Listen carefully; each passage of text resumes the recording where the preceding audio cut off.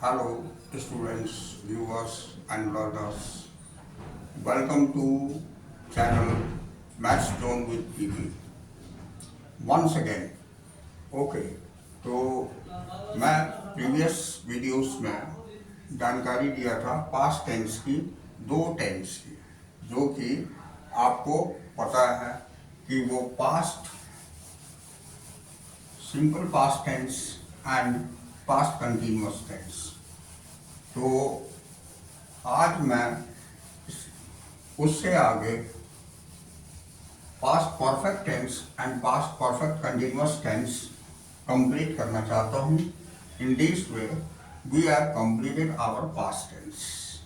Okay, तो आइए आज मैं तीसरा टेंस आपको पास्ट टेंस के अंतर्गत बताता हूँ।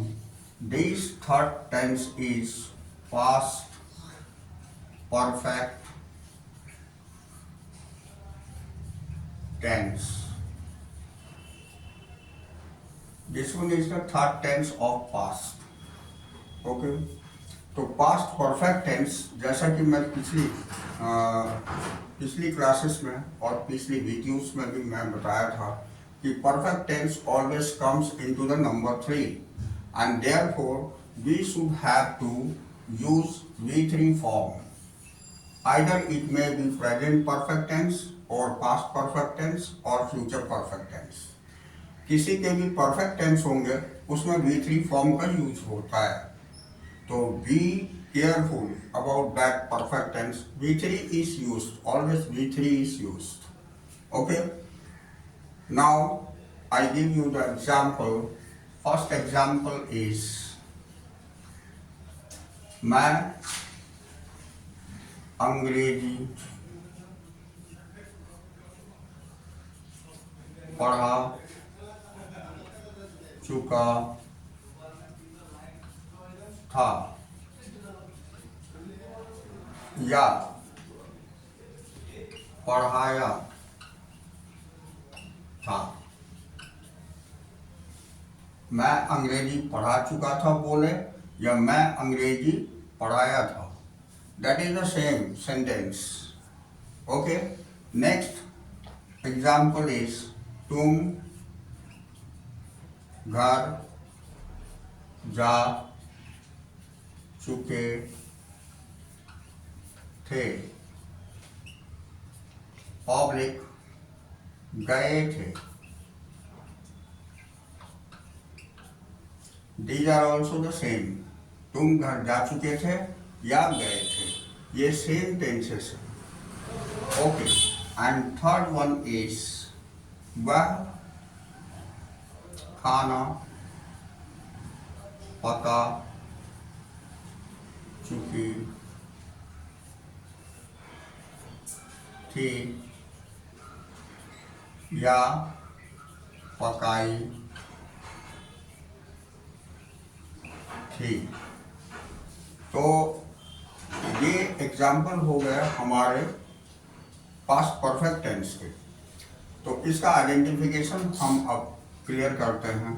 जिस वाक्य के अंत में चुका था, चुके थे, चुकी थी या आ की मात्रा था के साथ, ए की मात्रा थे के साथ और ई की मात्रा थी के साथ, आइदर ये लगा हुआ रहे और ये लगा हुआ रहे, तो ये दोनों हमें ध्यान में रखनी पड़ती है कि इन दोनों में से कोई भी लगा हुआ रहेगा तो ये हमारी पहचान हो जाती है इस पास्ट परफेक्ट कंटिन्यूअस टेंस के वाक्य की।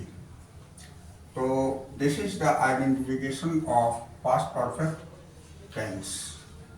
तो जब हम आइडेंटिफाई कर लिए तो अब इसे हम इंग्लिश में कन्वर्ट कैसे करेंगे ये हम टेबल पर देखते हैं।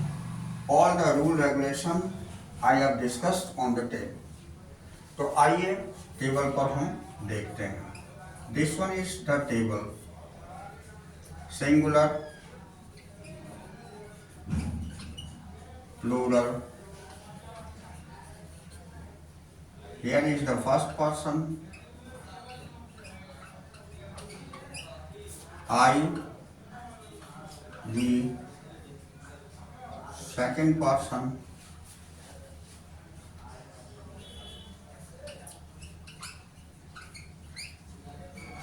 you and you, third person, he,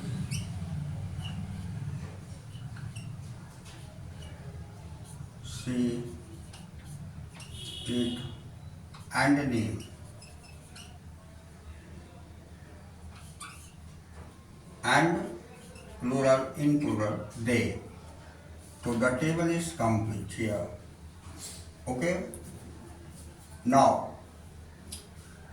we start the assertive sentences. How can we convert the assertive sentence into the English? So at first I want to write here the structure of assertive sentence.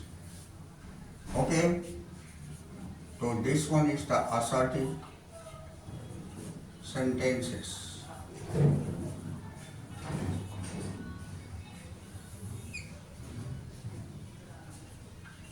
Okay?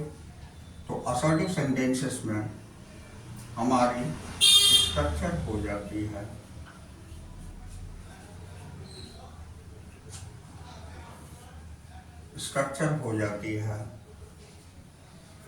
Subject at first subject, then helping verb had is used. This one is the helping verb. Had. After that, V3 is used, then object is used. Full stop. This one is the structure of past perfect tense. So we have to arrange our sentences into the structure and we can convert assertive sentences easily. Okay. तो अब इसमें had जो मैं helping verb बताया, तो had का प्रयोग according to table हम कैसे करते हैं ये हम लोग देख लेते हैं. Had, this one is also very simple. Had is the helping verb which is used for all. सबके लिए ये यूज होती है. There is no any problem. Okay. ये जो ही, सी, इट और नेम हमारा दिया हुआ है, उनके साथ भी हैड, सारे के साथ हैड यूज करते हैं. राइट. अब हम इसके बाद इसकी एग्जाम्पल बनाएंगे. ओके. तो इसकी एग्जाम्पल को कैसे हम कन्वर्ट करते हैं इंग्लिश में ये देखेंगे. तो मैं अंग्रेजी पढ़ा चुका था. आई और हेल्पिंग वर्ब हैड करेंगे. I is the subject, helping verb had is used, then V3. पढ़ाना का V3 जैसा कि हम लोग पढ़ चुके हैं टॉट होता है. उसके बाद ऑब्जेक्ट हम डालेंगे. ऑब्जेक्ट हमारी अंग्रेजी है, इसको इंग्लिश लिखेंगे. I have taught English, I had taught English. I had taught English means हो गया मैं अंग्रेजी पढ़ा चुका था, या हम ऐसे भी कह सकते हैं मैं अंग्रेजी पढ़ाया था. ओके. नाउ सेकंड एग्जाम्पल, तुम घर जा चुके थे. इसका हो जाएगा यू हैड, V3 फॉर्म जाना, गो का V3 फॉर्म गोन होता है. You had gone to home. तो बी केयरफुल, कहीं भी जाने में हमारा कनेक्टर टू लगता है. जैसे स्कूल जा चुके हैं तो गॉन टू स्कूल, मार्केट जा चुके हैं गॉन टू मार्केट. तो ये ध्यान रखनी पड़ती है. You had gone to home. This one is the sentences of English. तुम घर जा चुके थे, इसकी हमारी इंग्लिश में कन्वर्ट हो गई. नाउ द थर्ड वन, तीसरा, वह खाना पका चुकी थी. तो इसमें she had cooked food. That means वह खाना पका चुकी थी या वह खाना पकाई थी। तो in this way we have seen that had is used for all and V3 form is used. So this one is the main thing which we have to keep in our mind. We have to remember it that had plus V3 form is used in assertive sentences of past perfect tense. Okay. So now here assertive sentence is completed. Now we can start the negative sentences. अब हम negative sentence की जानकारी लेंगे। तो this one is very simple.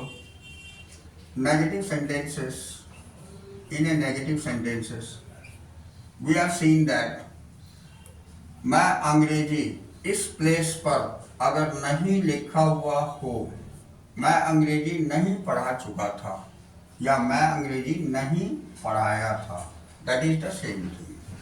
तुम घर नहीं जा चुके थे या नहीं गए थे और वह खाना नहीं पका चुकी थी या नहीं पकाई थी। तो ये हमारे कन्वर्ट हो गए नेगेटिव सेंटेंस इन हिंदी। अब इसे हम इंग्लिश में कैसे कन्वर्ट करेंगे? तो ये देखिए, ये बहुत ही सिंपल है। हैड के बाद इस प्लेस पर प्लस नोट, इस जगह नोट लगा देंगे, बाकी सारे सेम रख लेंगे, तो हमारी असर्टिव से नेगेटिव में चेंज हो जाएगी, कन्वर्ट हो जाएगी। तो जैसे इसी एग्जाम्पल को मैं बताता हूँ। आई हैड इस प्लेस पर नोट लगा दिए, हेल्पिंग वर्ब के बाद not, after that V3 form, then object. तो I had not taught English means हो गया मैं अंग्रेजी नहीं पढ़ा चुका था।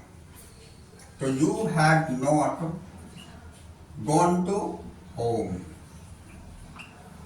तो इसका मीन्स हो गया कि तुम घर नहीं जा चुके थे। अब she had not cooked food, that means वह खाना नहीं पका चुकी थी। तो really negative sentence converted into the negative sentences, this one is conversion of negative sentences is very simple. Okay, तो अब हम इस टेंस की इंट्रोगेटिव सेंटेंसेस देखते हैं। ओके, तो आइए अब हम क्लियर इसे बताते हैं।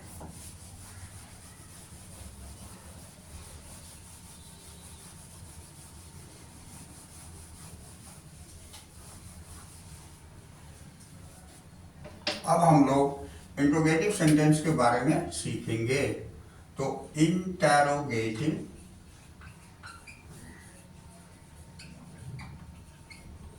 सेंटेंसेस,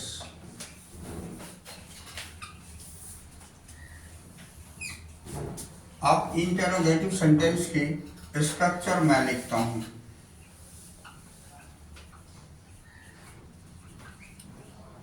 जैसा कि हमने प्रीवियस सारे टेंस में देखा था कि ऑलवेज इंट्रोगेटिव सेंटेंस में बनाने के लिए हमें हेल्पिंग वर्ब बिफोर करना पड़ता है सब्जेक्ट से। तो एट फर्स्ट हिंदी में देखिए ये वाक्य कैसे बन जाएंगे। ये जो नहीं शब्द था इसे हम हटा लेंगे और उसके बाद सबसे पहले क्या से शुरू करेंगे। क्या मैं अंग्रेजी पढ़ा चुका था, लास्ट में नोट ऑफ इंट्रोगेशन, या पढ़ाया था, नोट ऑफ इंट्रोगेशन। अब क्या तुम घर जा चुके थे, नोट ऑफ इंट्रोगेशन किया, एंड गए थे, ये note of interrogation, that is the same thing. अब क्या वह खाना पका चुकी थी, here also note of interrogation is used, and पकाई थी, note of interrogation। तो in this way हम लोगों ने देखा कि इसे हिंदी में इस तरह के वाक्य हो जाएंगे इंट्रोगेटिव सेंटेंस में। अब इसे हम कैसे कन्वर्ट करेंगे इंग्लिश में, ये हमने देखा कि helping verb is always used to convert assertive sentence into the negative sentence. तो नेगेटिव सेंटेंस के लिए हेल्पिंग वर्ब ऑलवेज यूज करते हैं at first, then the subject, then we three form and then object, lastly note of interrogation. तो I want to write here the structure. तो यहाँ पर हम हेल्पिंग वर्ब हैड का प्रयोग करते थे. Had before, then subject, then we three and then object and note of interrogation. So this one is the structure of interrogative sentences. Now we can convert these Hindi sentences into the English. Means example first. क्या मैं अंग्रेजी पढ़ा चुका था? तो इसमें helping verb had, I taught English. Question mark. Had I taught English means हो गया क्या मैं अंग्रेजी पढ़ा चुका था या क्या मैं अंग्रेजी पढ़ाया था. Second example, had you gone to home? क्या तुम घर जा चुके थे?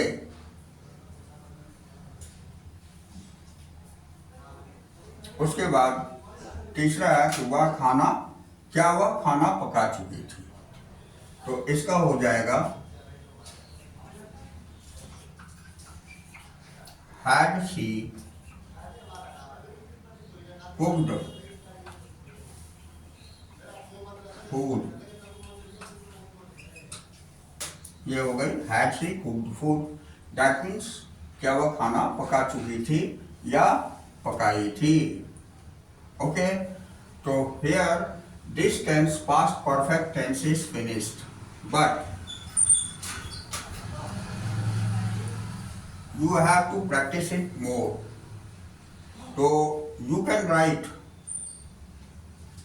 5 or more sentences in Hindi in this way, and after that you can convert it into the assertive, negative and interrogative sentences easily. But practice is very important, so you should have to practice more and more to complete this tense. Okay, so be careful about that. I have told before that when tense is completed, if you know properly, tense properly, then you should be able to learn more than 50% English. So therefore, tense is very important chapter in English grammar to learn English. So be careful. Now we come on the fourth tense, that is past perfect continuous tense. This one is the last tense of past. Past perfect continuous.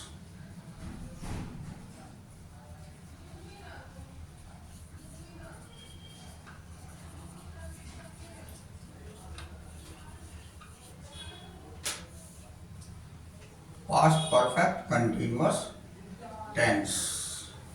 Okay, तो आइए अब हम इसके बारे में जानकारी लेंगे. तो इसका एग्जाम्पल मैं पहले लिखता हूँ, उसके बाद आपको इसके बारे में जानकारी डिस्ट्रीब्यूट करता हूँ.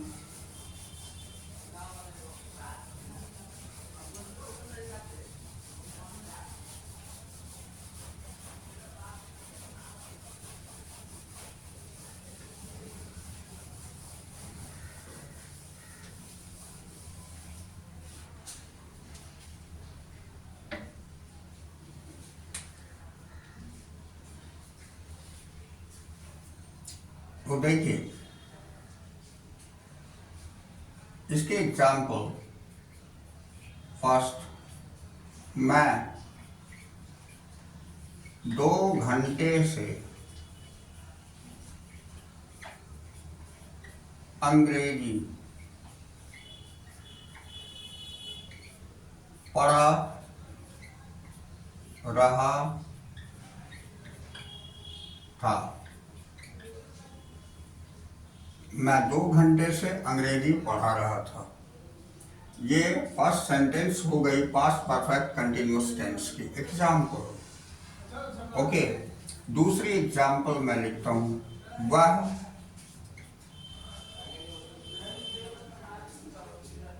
5 दिनों से स्कूल जा रही थी। वह 5 दिनों से स्कूल जा रही थी। अब तीसरा ले लेते हैं, तुम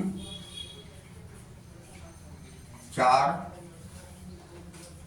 बजे से खाना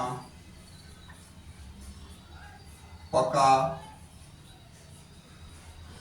रहे थे। देखिए, सेंटेंसेस कुछ भी हो सकती है, तो मैं एक सिंपलेस्ट सेंटेंस इसलिए लेता हूं कि एट फर्स्ट आप अगर सिंपलेस्ट सेंटेंसेस सीखेंगे तो it will be better for everyone, for the learner it is very important. So I want to explain as simple as I can. मैंने ये कोशिश किया है कि टेंस को जितनी सिंपल वे में बताया जा सके। अब इसके बारे में मैं इसे और भी सिंपलेस्ट वे में करने की कोशिश किया है। अब आप देखिए, तो हम आते हैं कम टू द पॉइंट। यहाँ मैंने लिखा 2 घंटे से अंग्रेजी, मैं 2 घंटे से अंग्रेजी पढ़ा रहा था। तो इसमें हम देखते हैं कि this one is the time period given, timing is given. यहाँ 5 दिनों से, this one is time, and ये 4 बजे से टाइम। तो time is given in these sentences. इसके अलावा यहाँ रहा था, रही थी, रहे थे। तो be careful about these sentences.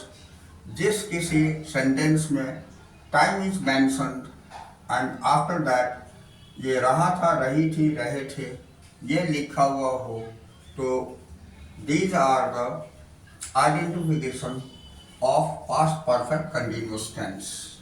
तो यही हमारी पहचान हो जाती है पास्ट परफेक्ट कंटिन्यूअस टेंस की। इसमें इधर था, रही थी, रहे थे लगे रहेंगे और टाइमिंग के साथ लगे रहेंगे। तो ये हमारी पहचान होती है पास्ट परफेक्ट कंटिन्यूअस टेंस की। जब हम आइडेंटिफाई कर लिए कि these are the examples of past perfect continuous tense, तो हम लोग इसे अब इंग्लिश में कन्वर्ट करने के लिए सीखेंगे ऑन द टेबल। ओके, तो just a minute. At first I want to write the assertive sentence. तो पहला आप लिखिए, sorry, assertive sentence. At first you must write assertive sentence. कि how can assertive sentence is written. तो असर्टिव सेंटेंस की स्ट्रक्चर क्या हो जाती है, मैं इसे लिखता हूं। तो इसकी स्ट्रक्चर में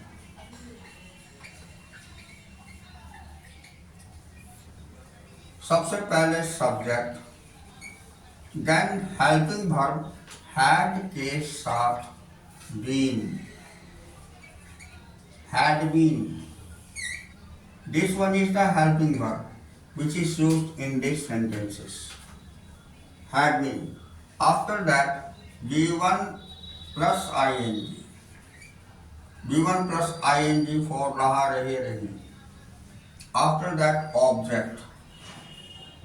And then, since and for is also used. Since for.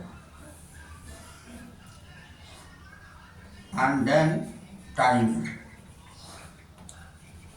full stop. So here is the structure of this assertive sentence of this tense. Okay, so this one is the example is longest, so the structure is also longer. तो देखिए मैं आपको बताता हूँ कि इसमें assertive sentence में had been का प्रयोग करते हैं हम हेल्पिंग वर्ब में, जो कि मैं टेबल में बता रहा हूँ। टेबल में जहाँ हैड लगा था उसी जगह हैड बीन हम अगर लिख दें, that means had been is used for all. Had been सभी के लिए यूज होता है। उसके बाद यहाँ सिंस फॉर हमने पहले भी प्रेजेंट परफेक्ट कंटिन्यूअस टेंस में सिंस एंड फॉर की जानकारी दे रखी है। ठीक उसी तरह से सिंस एंड फॉर का हम यूज करेंगे। Since for the point of time and for the period of time. That means निश्चित समय के लिए हम सिंस का प्रयोग करते हैं और फॉर का प्रयोग अनिश्चित समय के लिए करते हैं। That means duration of time. This one is the point of time. That means exact time is given like 4 बजे से. This one is the exact time. So since is used at 4 बजे से at 4 o'clock. इस place पर, in this place. And for is used for period of time. That means duration of time. जैसे 2 घंटे से, जैसे 5 दिनों से. तो these are the period of time. So for is used for this timing. Okay. After that this timing is used. तो okay, आइए अब मैं इसके एग्जाम्पल्स बनाता हूँ। एग्जाम्पल्स को कैसे हम हिंदी से इंग्लिश में कन्वर्ट करते हैं। स्ट्रक्चर हमने लिख ही लिया, अब स्ट्रक्चर के आधार पर सेट कर देंगे, ये हमारी इंग्लिश में कन्वर्ट हो जाएगी। तो आइए मैं पहला एग्जाम्पल कन्वर्ट करता हूँ। मैं 2 घंटे से अंग्रेजी पढ़ा रहा था। तो आई सब्जेक्ट हमारी आई है यहाँ। उसके बाद had been is used, I had been.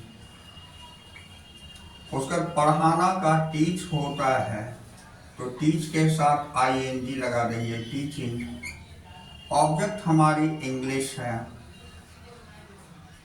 I have been teaching English. अब हम सिंस फॉर के लिए देखेंगे कि हमारी टाइमिंग क्या है। तो 2 घंटे से हमने बताया कि this one is the duration of time, तो फॉर इज यूज्ड। तो फॉर 2 घंटे से 2 hours. This sentence is complete here. Okay? तो दूसरी मैं बता रहा हूँ, वह 5 दिनों से स्कूल जा रही थी। तो इसका हो जाएगा she had been going to school.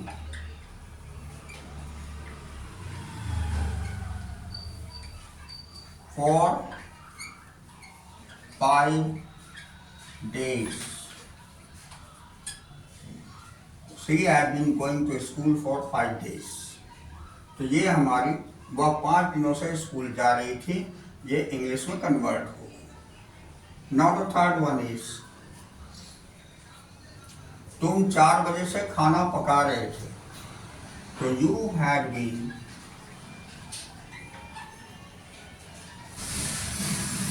cooking food.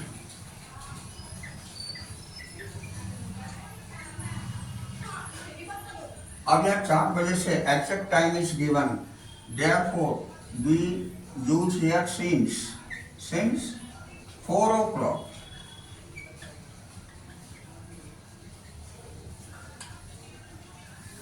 So you had been cooking food since 4 o'clock. That means तुम 4 बजे से खाना पका रहे थे।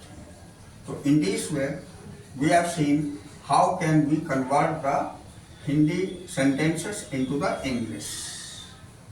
Okay, this one is very simple. We should have to only keep in mind that where which helping verb and where helping verb is used and what is the main verb's form which is used in the sentences. अगर हम helping verb और main verb का ध्यान रखेंगे tense के अनुसार तो हमारी टेंस इजी हो जाती है. That is the simplest way to convert Hindi sentences into the English. Okay, now we can learn about the negative sentences. अब हम नेगेटिव सेंटेंस के बारे में सीखेंगे. तो देखिए, here is the negative sentences.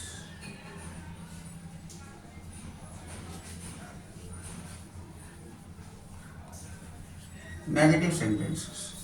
अब देखिए नेगेटिव सेंटेंस में क्या होती है, थोड़ा सा ध्यान देना है कि असर्टिव सेंटेंस की जो स्ट्रक्चर है that is the same structure but here had been के बीच में ही हमें नॉट का यूज प्लस नॉट का यूज करना होता है. तो यहां पर हम क्लियर लिख लेते हैं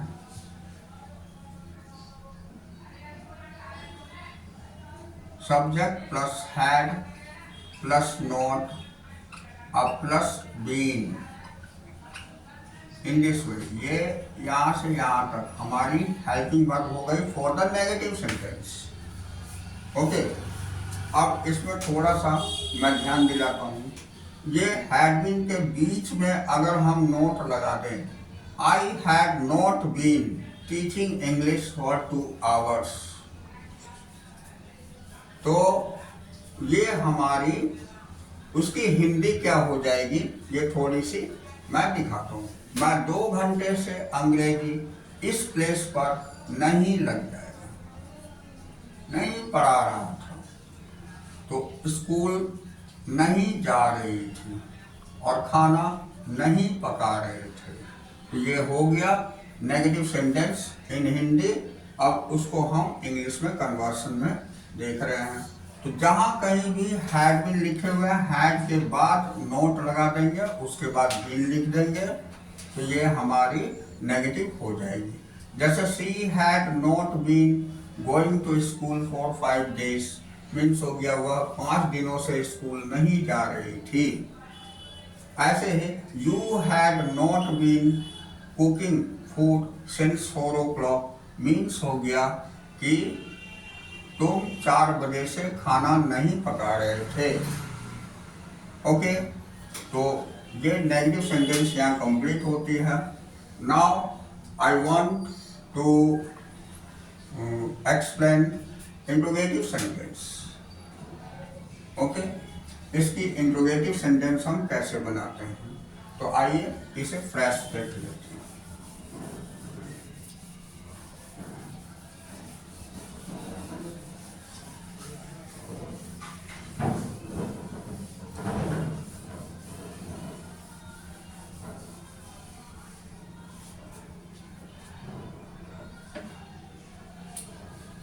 तो इंट्रोगेटिव सेंटेंसेस.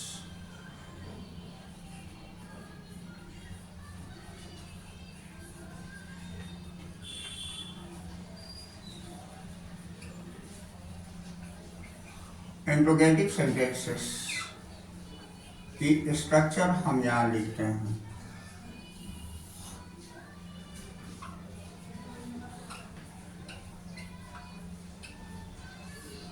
स्ट्रक्चर तो जैसा कि हम हर टेंस में करते थे, helping verb before the subjects like that.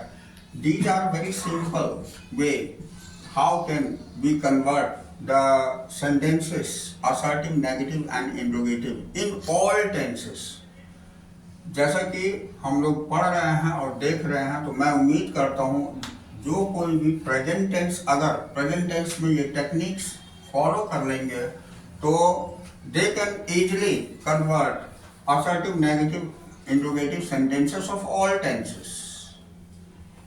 Okay, तो आइए हम इसकी स्ट्रक्चर बताते हैं. तो इसमें had helping verb had is used before the subjects, then subject, then been. इसमें helping verb had been use होता था, लेकिन इसमें हैड बीन के बीच में ही सब्जेक्ट आ जाती है, बी केयरफुल। ठीक है, उसके बाद हम V1 प्लस ING यूज करते हैं, फिर ऑब्जेक्ट, फिर since and for, since oblique for plus timing.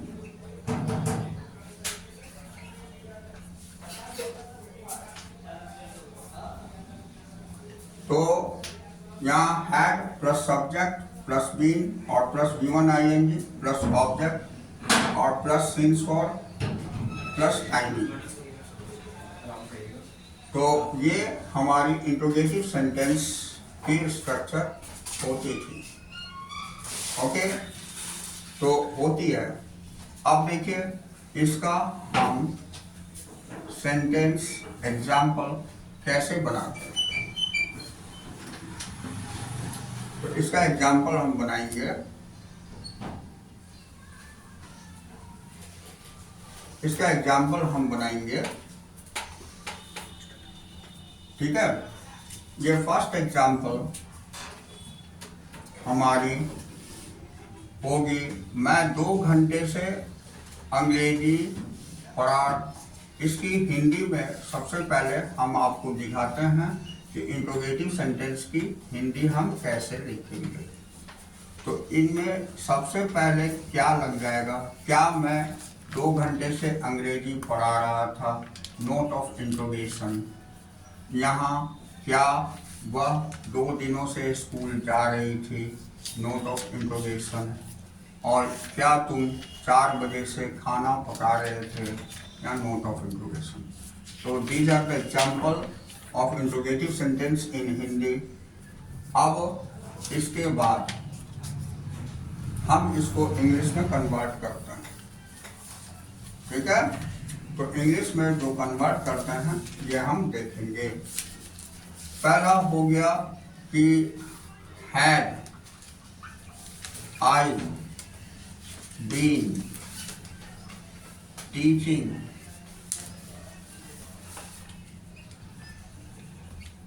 English. अब यहाँ सिंस फॉर के लिए देखेंगे, 2 घंटे से ड्यूरेशन दिया हुआ है, फॉर 2 आवर्स। यहाँ क्वेश्चन मार्क। इंट्रोगेटिव सेंटेंस में be careful, question mark is very important. We should have to put the question mark in interrogative sentences. Now the second example is, क्या वह 5 दिनों से स्कूल जा रही थी। तो ये हो जाएगा had she been going to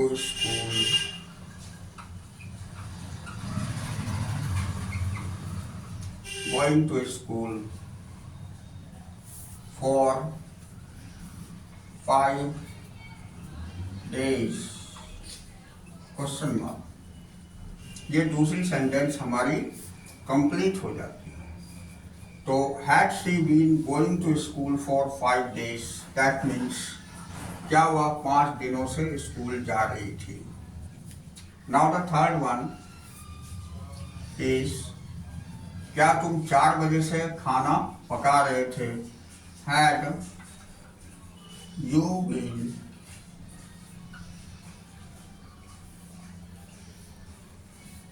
cooking food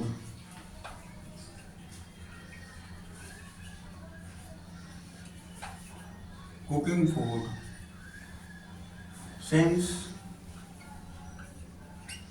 4 o'clock, question mark. तो यहाँ पर ये हमारी हो गई, had you been cooking food since 4 o'clock means क्या तुम 4 बजे से खाना पका रहे थे। तो in this way we have learn about the past perfect continuous tense. तो here I have finished the past perfect tense and past perfect continuous tense in this class. Okay, and hope you will learn properly. Then we would be proper in English, and this one is the finishing. Past perfect, past tense is finished in this class. Means past tense is completed here. After that, we will meet on the next class for our future tense. Okay, so that's all for today.